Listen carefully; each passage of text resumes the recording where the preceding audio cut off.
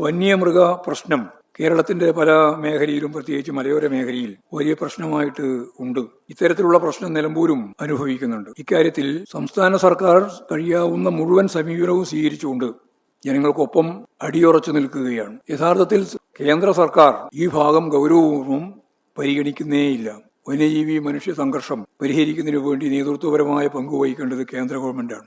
കേന്ദ്ര ഗവൺമെന്റ് സ്വീകരിക്കുന്ന നയങ്ങൾ യഥാർത്ഥ ബോധ്യമുള്ള ഒന്നല്ല. ഇവിടെ UDFകാരും അൻവർ ഉൾപ്പെടെയുള്ള ആളുകൾ ജനങ്ങളെ തെറ്റിദ്ധരിപ്പിക്കാനുള്ള ശ്രമമാണ് നടത്തിയിട്ടുള്ളത്. ഗവൺമെന്റ്, സംസ്ഥാന ഗവൺമെന്റിന്റെ പരിമിതിക്കകത്തു നിന്നുകൊണ്ട്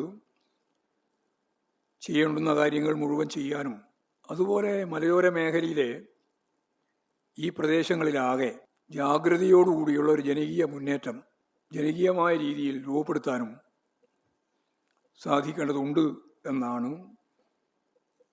അനുഭവത്തിന്റെ വെളിച്ചത്തിൽ മനസ്സിലാക്കാൻ സാധിച്ചിട്ടുള്ളത്.